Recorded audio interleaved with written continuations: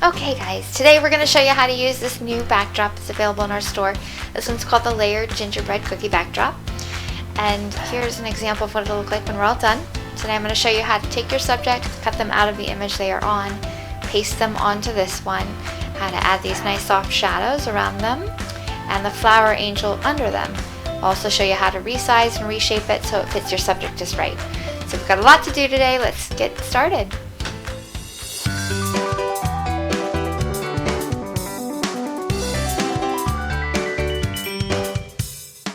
So when you get your Photoshop file, you'll see all of these layers and groups within it. This first one is where you're going to put your image, and then underneath that you have our wood grain layer, and I'll just show you what that looks like. It's just a picture of my table with nothing on it. It's clipped to this folder here, whoops, that says Snow Angels, and that has 7 different angels in here for you to choose from. So every subject will have their own flower angel. So this wood grain layer is just going to apply its image to any pixels it sees in this folder. So I would not mess with the wood grain or the backdrop layer, but definitely you come in here and play with these snow angels. You can resize, reshape, move them around, and it won't affect where the wood grain is. So definitely go in there and play with that. So before we get started, I do want to point out that this backdrop is shot with the light coming from the left side. So if you'll notice, there's a shadow right here to the right of the rolling pin.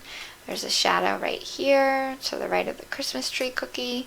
So you can see that the light is coming from the left side of the image. It's hitting the left, and the shadow is here on the right.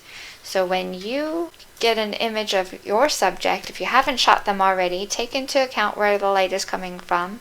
You could put them next to a window. Here's what the image I'll be using, and you can see my light stand is right here on the left side of my subject. My light is coming from the left, and the shadows of my subject are right here on the right.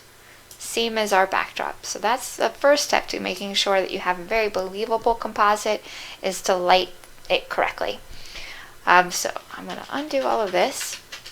Now that I have both of my pictures open, I have my backdrop open and then a picture of my subject. I'm going to right click on that background layer of my subject, go to duplicate, and then here where it says document, I'm going to click the drop down box and select my backdrop, the layered gingerbread cookie backdrop, and then click OK. And that's going to go ahead and put it in here one layer above wherever I was selected when I left. So since I was on the backdrop, it put it right above it. So I'm going to drag it, just click on it, drag it all the way up to the very top group and put it in there. And then now that it's in here, you can grab the move tool. So come up here and click this very top tool. You can also click V on your keyboard, V as in Victor, and it'll select the move tool for you. And then you can just resize and rotate it to get it to wherever you want. You can go here to where it says opacity and even bring this down a little bit so you can see the backdrop. You want to make sure that they are well within the flower. And then you can click the check mark up here to apply it. I'm going to bring my opacity back up to 100%. And now it's time to cut them out. There's a million ways to skin this cat in Photoshop. I will show you 2 that I like. So anytime I do a mask, I pretty much use the pen tool. So I come over here, I click P for pen, and this is a tedious job. This is going to be the most accurate way that you'll get a selection, but it will take the longest. It easily will take me 15 minutes to create a mask doing it this way. So I'll show you a really quick 2-second mask in a second. But if you're going to print your image, I would suggest using the pen tool for your mask, because any little thing that's off on it will drive you crazy. And for this, I just start right here inside the line of my subject, right inside. You don't want to get any of the backdrop in it. And I will not bore you with this. I'm not going to make you watch 15 minutes of me cutting him out, but this is what you would do. You would just use a pen tool and drag it all the way around your entire subject. When I get to the head and the hair, I just do like a big kind of circle around the top of the head, and I try to include most of the hair And then I'll go back in and do the rest of the mask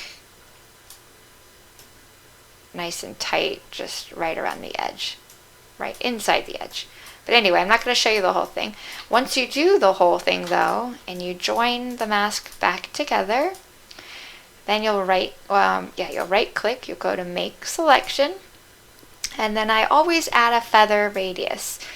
Even if my image is super sharp and shot with a flash, I still find that the edges are always a little tiny bit soft. So for something like that, I would do a half of a pixel is usually what I'll do, unless my subject is actually blurry, and then you'll want to go up from that. So I'll leave it at 0.5 pixels and click OK. And then if you come up here and you select any one of these selection tools, I'll pick the first one, the regular rectangular marquee tool. If you click that, you'll have these icons that appear up here in this bar. And this one here says select and mask. If you click on that, it'll take you in here, and then you can refine the edge around the hair. And it does a great job with hair, so don't do this part by hand. Anyway, and you just drag this icon, the refine edge brush tool. It's the second icon on the list. That brush, you just drag it around the hair and then click OK. Right now it says output to selection. That's fine. You could also output to layer mask, but I'll do selection for you so you could see. Just come down here to add layer mask. It's this third icon on the bottom. It's a little square with a circle in it. It says add layer mask. And there you go. Now obviously we didn't cut his entire, we just did that little section, but it does a really great job around the hair. And if for any reason you didn't like the way the mask was, you could just come down here, grab a brush, and if you're selected on the mask, black will hide and white will make it appear, make it visible. So if I wanted to get rid of his face, I would just paint on it with black. Here, I'll hit Control Z to undo. But if I wanted to make something visible, I just come over here and grab white, and then I can paint back on anything that kind of came off that wasn't supposed to. So you can clean up the edges of your mask really well with just a little brush. The other way, let me undo, I'll delete this layer mask. Now the quick way to do it, and I did this for many years, so it works really well, is this quick selection tool. It's up here, it's the fourth tool down. You can click W on your keyboard to get it. And for this, you'll just drag inside your subject all the way around until they are selected. Now once you let go of the tool, you have these three options up here that change the way it reacts next time you click on the tool. So if this first one is clicked, it's just going to create a new mask every time that you click. If the second one is selected with the plus, it's going to add to your current mask. And if the minus is selected, it's going to subtract from your mask. So we'll go ahead and click the plus, make sure that's selected, and get all of him in. Right in between the fingers. And then you'll do the select and mask again. So we'll click select and mask. It's fairly good, and the fact that he was shot on white does make it a little easier. So if you have a busy background, you might have more of an issue. But you can just grab this refine edge brush tool that we used earlier and drag it around his hair and any part of the mask that it didn't do quite right. Hands, that's always a big one.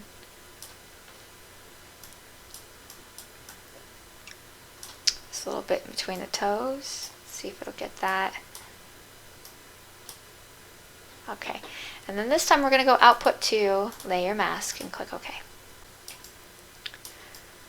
So once you have the mask the way you want it, come down here to the snow angels and select one of these, whichever one you like. And they're all a little bit different. If the kid's arms are a little higher up, you might want something like this. Whoops. That comes up a little higher. Let's do this one. So I'm going to select the snow angel. I'm going to spin it around and try to put it right on top of them. I'm going to click OK. Now you can warp this as well. So if you go up here to edit transform, go down to warp. You can drag these around so you can have it reach right up to where his hands are, or if their legs are further apart or not far enough, or whatever. You can just move this, to however you like it, and then click OK.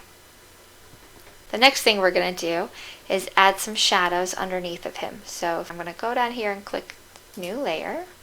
I'm going to drag this underneath of him, and I'm going to grab a paintbrush.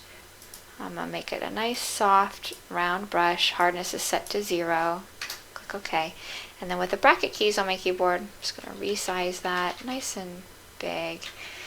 And then I'm going to hold down Alt on my keyboard, the Alt key, and that'll change my brush tip to this eyedropper tip. You see that?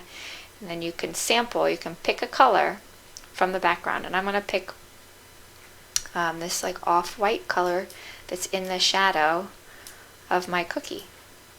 See? And that's going to be the color I brush with. So, like we said before, the shadow should be on the right side.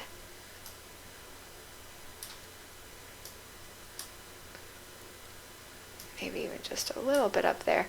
And then the right side of his leg. And then I'm going to go down here, grab a layer mask. I'm going to grab a black brush from over here. So I'm just hit these arrows and switch to the black. And then I'm going to paint this right where I don't want to see the mask. So any part that came over on the left side of his leg, we'll go ahead and get rid of that. Down here under his arm. And then up here above his arm. And then I'm going to go in with a white brush and paint it right back next to his head. Now that should be good. So if you go up here to the layer blend mode, right now it's selected at normal. If you click that drop down box and bring it down to multiply, it's going to add that color to the pixels behind it. So it's going to blend in really nicely. You could see the background. And then the last thing that you could do is you could just go ahead and add this Happy Holidays in here. If you wanted to move him around at this point with his angel, you can hold down, you could hit the angel layer, hold down Control, and then select the folder that he's in, or even this one up here, put your image here, grab the Move tool, and then you can move and resize them. Click OK. Now if your subject does look a little off as far as the color or exposure goes, now would be the time to go ahead and add an adjustment layer to that. So what I like to do is come up here, make sure that my subject is selected, and then I'll come up down here and select adjustment layers, come up here and select the levels, and then with that selected we're going to hit this little box down here with the arrow, and that's going to clip it to the layer underneath. So it's only going to apply to this layer, to the layer it's pointing to. So if you'll notice here, I'll just drag these all the way up. See how he's only affected and not the backdrop? If when you start moving these, everything starts to be affected, then you're not clipped. So make sure you're clipped just to him. And then drag the highlights in a little bit, and maybe the shadows just a tiny, tiny bit. That looks pretty good. And then just close that down. And that's it. We're all done. If you have any questions, let me know. Send me some feedback. I'd love to see what you guys are creating, and I'd love to hear what you think. Anyway, thanks. You guys take care. Bye.